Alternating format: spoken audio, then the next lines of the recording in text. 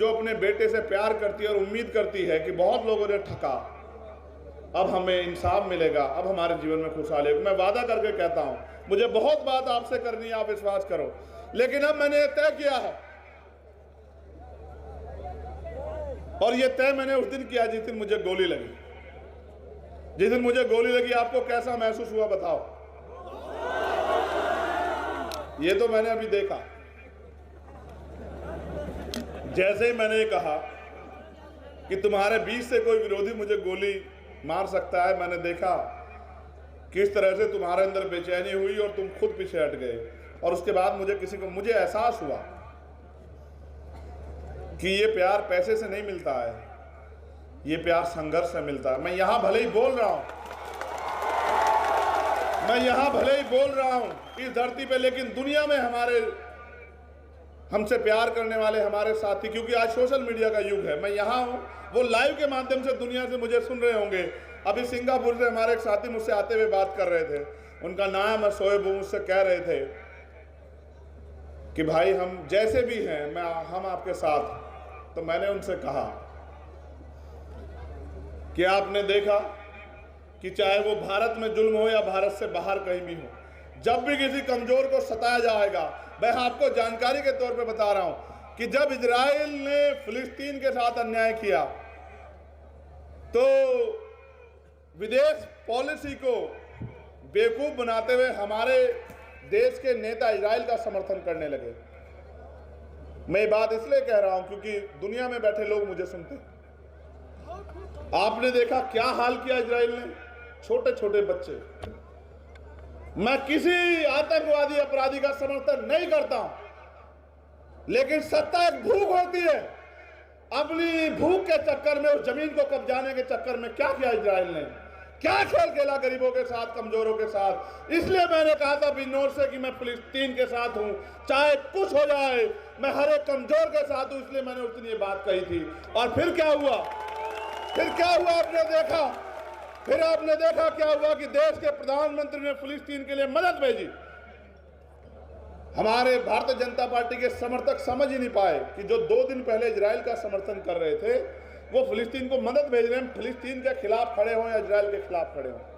इसका कारण ये है कि इनके पास कोई पॉलिसी नहीं है, ये सारी विदेशी पॉलिसी खराब कर रहे हैं। मैंने तो प्राइम मिनिस्टर से कहा कि माननीय प्रधानमंत्री जी, मैं आपकी ताकत को समझता हूं, आप भारत के प्राइम मिनिस्टर हैं, चलिए ना चाइना बॉर्डर की तरफ, चंद्रशेखर आजाद आपके पीछे खड़ा है, चलिए हम चाइना फतह करके आएंगे। चाइना हमारी जमीन कब्जा रहा है, चाइना हमारे देश में घुस गया, हमारी कई सौ बीघे जमीन कब्जा ली, हम 1 गज जमीन अपनी मिट्टी की किसी को नहीं देंगे। हम अपनी मिट्टी का, अपने देश का 1 गज हिस्सा किसी को, दुश्मन को नहीं देंगे।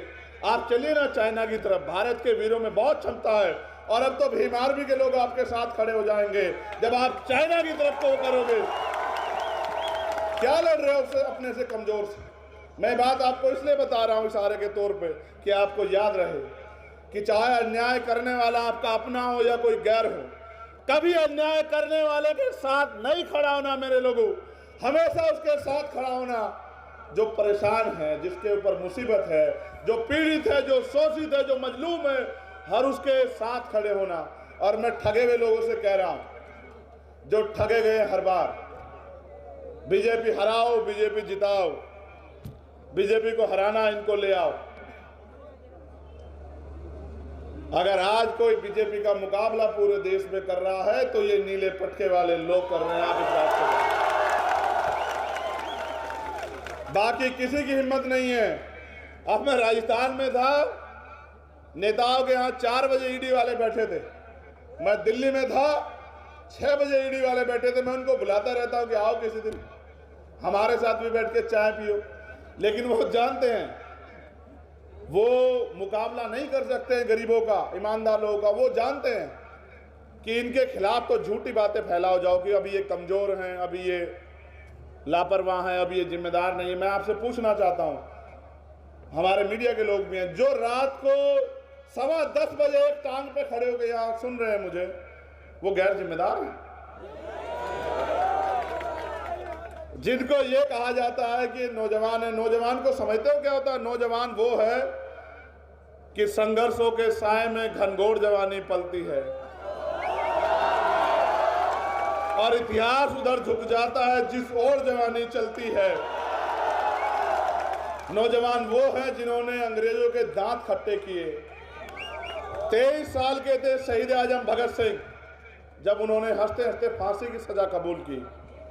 आप समझते हो, अपनी मिट्टी के लिए मिट जाना, अपने देश के लिए शहादत देना, व्यक्तिगत लड़ाई कोई भी लड़ सकता है, लेकिन अपने समाज के लिए, अपने देश के लिए, अपनी मिट्टी के लिए कुर्बान हो जाना, ये जज्बा भारत की धरती में है। ये ऐसी पाक धरती है, ये ऐसी पवित्र धरती है जहां का एक एक बहादुर हजारों हजारों पे भारी पड़ता है। ये ऐसी धरती है। आज तो हाल ऐसे हैं कि जो इस मिट्टी को 5 बार सजदा करते हैं सुबह से लेकर शाम तक, उनसे सर्टिफिकेट मांगे जाते हैं देश के प्रति ईमानदार होने के। जो अपने इष्ट को याद करने से पहले, अपने खुदा को याद करने से पहले 5 बार सजदे में इस देश की मिट्टी को सलाम करते हैं, उनसे सर्टिफिकेट मांगे जाते हैं। लेकिन जो देश को नफरत में बांट रहे हैं, जो देश को चंद पूंजीपतियों को सौंप रहे हैं, उनसे कोई सवाल नहीं करता। जो पूंजीपति मित्रों के हजारों करोड़ रुपए माफ करते हैं, जो गरीबों पे 10,000 रुपए उनकी खाल खींचने का काम करते हैं, उनसे कोई सवाल नहीं करता। इसलिए मैं आपसे कहना चाहता हूं मेरे साथियों, आगाज हो चुका है। आपको अपनी लड़ाई अपने आप लड़नी है, कोई आपको सहारा नहीं देगा। इसलिए इशारे के तौर पर कह रहा हूं कि जाओ गली गांव में और मेहनत करके लोगों को एकजुट करो। आप देख लो कि लोग किस तरह से आपसे संबंध रखते हैं। चुनाव आएगा तो सब आएंगे। मेरी जगह होता कोई नेता तो कहता यार उनसे कह दो मैं आ नहीं पा रहा हूं, लेकिन मेरा दिल नहीं माना। मैंने कहा और 2 घंटे भूखे रह लेंगे, लेकिन चलेंगे अपने लोगों के बीच, छोड़ेंगे नहीं उनको। जब वो मेरे लिए पूरे दिन से बैठे हो सकते हैं तो मेरी क्या हिम्मत कि मैं उनके बीच ना जाऊं। मैं वादा करता हूं कि दिसंबर के माह में लौटूंगा। और मैं आपसे भीम आर्मी आजाद समाज पार्टी के अपने नेताओं से कहना चाहता हूं, समय किसी का इंतजार नहीं करता, रुकेगा नहीं समय। मेहनत कर, समाज इंतजार कर रहा है कोई इनको बुलाने आए। समाज कभी बिकाऊ नहीं था, समाज कभी कमजोर नहीं था। ये लोकतंत्र है, जिनका वोट होगा उनका राज भी स्थापित होगा। कोई रोक नहीं सकता। आप मेहनत करो।